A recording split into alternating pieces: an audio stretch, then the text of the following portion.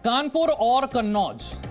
बीते 4 दिनों से यूपी के इन 2 शहरों का नाम पूरे देश की जुबान पर है, क्योंकि पिछले कई दिनों से कानपुर और कन्नौज में इत्र कारोबारी पीयूष जैन के घर पर छापेमारी चल रही थी और इस छापेमारी में करीब 250 करोड़ कैश बरामद हुआ है। आरोप यह है कि पीयूष जैन ने 50 करोड़ का टैक्स घपला किया है। आज टैक्स चोरी के इसी आरोप में पीयूष जैन को कानपुर की अदालत में पेश किया जाएगा। 50 घंटे से ज्यादा समय तक चली इस रेड में पीयूष जैन के काले धन की गुफा से न जाने कौन कौन से राज सामने आए। इससे पहले पीयूष जैन के कानपुर वाले घर से 150 करोड़ से ज्यादा का कैश बरामद हुआ था। करीब 250 करोड़ कैश, 50 घंटे से ज्यादा छापेमारी, 50 करोड़ की टैक्स चोरी। कानपुर से कन्नौज तक काले धन के खिलाफ चली रेड आखिरकार खत्म हो गई। सूत्रों के मुताबिक इस छापेमारी में टीम को करीब 250 करोड़ रुपए कैश मिला है। यही नहीं, रेड में पीयूष जैन के कन्नौज वाले पैतृक आवास से कई महंगी चीजें भी बरामद हुई हैं, जिनकी पड़ताल चल रही है। हालांकि इस छापेमारी में क्या क्या मिला है, इसे लेकर अब तक तस्वीर साफ नहीं है, लेकिन बताया जा रहा है कि पूरी छापेमारी के दौरान कैश के साथ साथ सोना चांदी भी मिला है। इन सामानों की जांच के लिए आज बैंक कर्मियों की एक टीम भी कन्नौज पहुंचने वाली है। अब ये जानकारी भले ही मीडिया को ना दी गई हो कि आखिर पीयूष जैन के घर से काले धन की कितनी बड़ी खेप बरामद हुई है, लेकिन नोट बांधने के लिए लाए रबर बैंड पूरी कहानी का एक छोटा सा ट्रेलर बता रहे हैं। करीब 250 करोड़ कैश घर में छिपाने वाला इत्र व्यापारी पीयूष जैन कन्नौज में इतनी सादगी से रहता था कि आसपास के लोगों को भनक ही नहीं पड़ी। लोगों को पता नहीं था कि उनके पास रहने वाले घर में करोड़ों का काला धन रखा हुआ है। पीयूष जैन के घर से करोड़ों कैश बरामद हुआ तो दूर दूर से लोग ये नजारा देखने पहुंचने लगे, क्योंकि उनके लिए तो ये किसी तमाशे से कम नहीं था। आज पीयूष जैन को कोर्ट में पेश किया जाएगा। इसके बाद पीयूष को रिमांड पर लेकर पूछताछ की जा सकती है। लेकिन सबसे बड़ा सवाल है कि इस काले धन का अकेला मालिक पीयूष जैन ही है या फिर इसका हिस्सेदार कोई और भी है। विशाल पांडे और प्रभम श्रीवास्तव के साथ ब्यूरो रिपोर्ट, जी मीडिया। मेरे 2 सहयोगी इस वक्त मेरे साथ हैं। जितेंद्र मेरे सहयोगी जुड़ रहे हैं और विशाल पांडे मेरे साथ हैं। जितेंद्र, 250 करोड़ का कैश बरामद, 50 करोड़ की टैक्स चोरी का आरोप, गिरफ्तारी तो हो गई, अब यहां से आगे की कार्रवाई क्या होगी? देखिए, डीजीजीआई ने पीयूष जैन को गिरफ्तार कर लिया है और उसके बाद आज अदालत में पेश किया जाएगा, क्योंकि टैक्स रिकवरी का मामला बनता है। 50 करोड़ के आसपास की जीएसटी चोरी का ये मामला बनता है। लेकिन इसको लेकर के पूरी जो जानकारी है वो जीएसटी इंटेलिजेंस दोपहर बाद जारी करेगा, क्योंकि उससे पहले पीयूष जैन को अदालत में पेश किया जाएगा और उसके साथ ही जो बाकी जगहों पर जो पीयूष जैन से जुड़ी हुई जो दूसरे जगह हैं वहाँ पर ये छापेमारी जो है उसको भी ख़त्म करने के बाद ही ये डिटेल जो इन्फॉर्मेशन है, यानी कि पूरी जानकारी है, वो डीजीजीआई जारी करेगा। इसमें आगे की अगर कार्रवाई की बात करें विशाल, तो क्योंकि जीएसटी अपनी कार्रवाई कर रही है, जो जीएसटी चोरी को लेकर के मामला है उसी को लेकर के पीयूष जैन को गिरफ्तार कर लिया है। लेकिन जिस तरह से ये नकदी बरामद हुई है, 250 करोड़ के आसपास ये नकदी बरामद हुई है पीयूष जैन और उससे जुड़े हुए जो ठिकाने हैं वहाँ से बरामद हुई है, उसको लेकर के इनकम टैक्स भी अब एक्टिव हो चुका है। इनकम टैक्स को उसी समय जानकारी दे दी गई थी जब इतना ज़्यादा कैश पीयूष जैन के घर से बरामद हुआ था। इनकम टैक्स अब इसको लेकर के भी अपनी जांच कर रहा है कि पीयूष जैन ने पिछले कितने समय से टैक्स की चोरी की है, कितनी उसने अपनी इनकम दिखाई है इनकम टैक्स को, उसी के आधार पर जो टैक्स दिया गया था और ये जो बरामदगी हुई है उसको लेकर के असेसमेंट चल रहा है।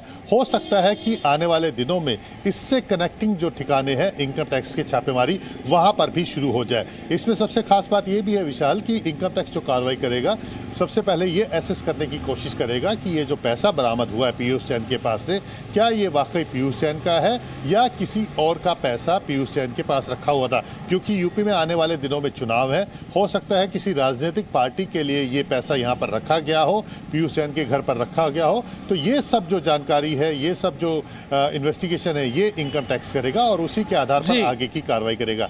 ये आप मान के चलिए कि पीयूष जैन के खिलाफ इनकम टैक्स भी आने वाले दिनों में कार्रवाई करने वाला है, उसके असेसमेंट के आधार पर जो इनकम है उसमें जो इनकम टैक्स डिटेल्स भरी गई हैं, जो जानकारियां हैं उसके आधार पर, और साथ ही ये जो बरामदगी हुई है बेनामी संपत्ति और ब्लैक मनी एक्ट के तहत भी ये कार्रवाई हो सकती है। और ये मान के चलिए कि अगर ब्लैक मनी एक्ट या बेनामी एक्ट के तहत कार्रवाई होती है तो इसके बाद एनफोर्समेंट डायरेक्टरेट भी इसके अंदर अपनी जांच को शामिल कर सकता है, वो भी मामला दर्ज करने के बाद आगे की कार्रवाई कर सकेगा। हालांकि जीएसटी काउंसिल ने मामला दर्ज करके पीयूष जैन की गिरफ्तारी की है, तो इसको लेकर के भी ईडी आगे की अपनी कार्रवाई कर सकता है अगर उसे लगता है कि ये मनी लॉन्ड्रिंग का कुछ मामला इसके अंदर निकल करके आता है, जिसको लेकर कानूनी कार्रवाई क्या होगी जितेंद्र आपने बता दिया। विशाल, अब यह समझना बहुत जरूरी है कि ये जो पैसा है, जैसा कि जितेंद्र ने भी जिक्र किया, इतनी बड़ी रकम क्या सिर्फ पीयूष जैन की है या इसमें कई और लोग शामिल हैं? कितने वक्त से ये रकम जमा की जा रही थी? इसमें साथी कौन है? ये सारी बातें सामने आनी अभी बाकी हैं। विशाल, बिल्कुल, और इस बात की जानकारी शायद जीएसटी इंटेलिजेंस की टीम को पिछले कई दिनों की पूछताछ में थोड़ा बहुत जरूर पता चल गया होगा। और यहां पर पीयूष जैन का जो पूरा यह मामला सामने आया है, उससे पहले ये एक पान मसाला से जुड़ी कंपनी के साथ पूरा मामला सामने आया था जब जीएसटी इंटेलिजेंस की छापेमारी हुई थी।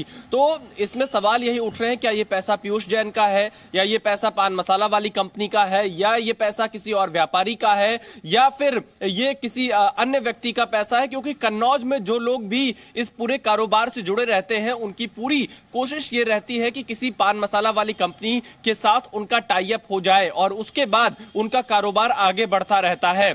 तो इन दोनों के बीच में एक तीसरा व्यक्ति कौन है जो इनके संबंधों को स्थापित कराने वाला होगा? तो ऐसे बड़े सवाल यहां पर उठ रहे हैं, जिससे यह पता चलेगा कि पीयूष जैन के पास इतना कैश कहां से आया।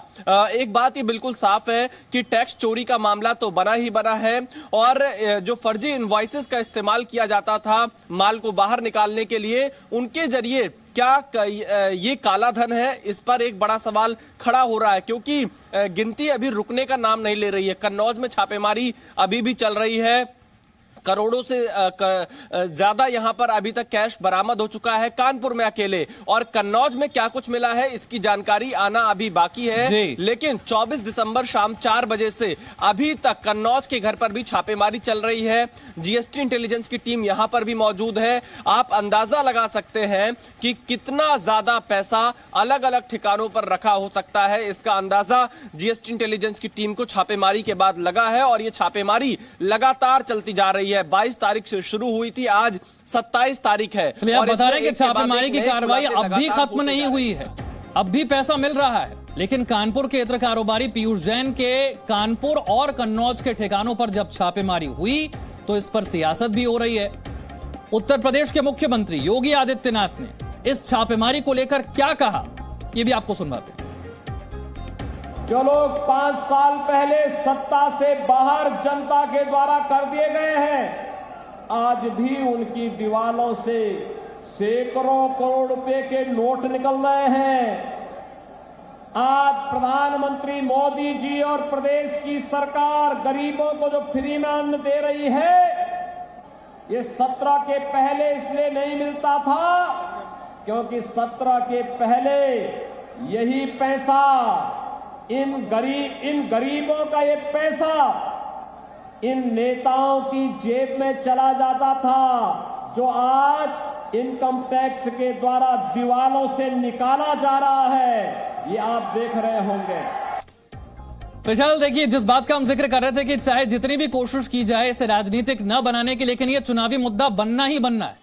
योगी आदित्यनाथ ने कहा कि 2017 से पहले यह पैसा नेताओं की जेब में चला जाता था, जो आज दीवारों से निकल रहा है। देखिए, बिल्कुल इसके ऊपर एक राजनीतिक बयानबाजी जरूर हो रही है पीयूष जैन को लेकर, क्योंकि करोड़ों में ये कैश बरामद हुआ है। बीजेपी इसे सपा से जोड़ रही है, सपा इसे बीजेपी से जोड़ रही है, और हर कोई पीयूष जैन को एक दूसरे का करीबी बताने की कोशिश कर रहा है। लेकिन अगर हम कन्नौज में बात करें जहां पर मौजूद है, तो पीयूष जैन का संबंध सीधे तौर पर अभी तक किसी भी राजनीतिक दल से निकलकर सामने नहीं आया है। जब हमने यहां पर लोगों से बातचीत की तो पता चला कि पीयूष जैन यहां बहुत ही सादगी से रहता था, किसी कार्यक्रम में उसका आना जाना नहीं होता था और बहुत ही सामाजिक व्यक्ति पीयूष जैन नहीं था। हालांकि कानपुर में कुछ नेताओं से पीयूष जैन के संपर्क होने का पता चला था, क्योंकि चुनाव में ऐसा सुनने में आया था कि पीयूष जैन उनकी मदद समय समय पर करता रहता था। लेकिन अब इसके आगे क्या होगा, इसके लिए थोड़ा इंतजार करना होगा, क्योंकि जैसा जितेंद्र जी बता रहे थे, अभी जीएसटी इंटेलिजेंस की टीम टैक्स चोरी को लेकर यहां पर कार्रवाई कर रही है। आने वाले दिनों में इनकम टैक्स भी इस पूरे मामले पर कार्रवाई कर सकती है और कहीं अगर मनी लॉन्ड्रिंग का मामला दिखा तो ईडी भी इस पूरे मामले में आ सकता है और इस पूरे मामले की जांच कर सकता है। तब जाकर कहीं खुलासा होगा कि पीयूष जैन का ये पूरा जो साम्राज्य दिखाई दे रहा है कैश का, ये कैश वाला साम्राज्य पीयूष जैन का कहां से आकर खड़ा हुआ, कहां से नोटों की गड्डियां आई और कैसे। इन सब सवालों के जवाब मिलने बाकी हैं, लेकिन कानपुर की अदालत में पेश किया जाएगा पीयूष जैन को, जैसा कि जितेंद्र ने बताया, और आगे अपडेट्स हम आपसे लेते रहेंगे। बहुत बहुत शुक्रिया इस जानकारी के लिए जितेंद्र और विशाल आपका। Presenting B News app available on Google Play and App Store. Download it now.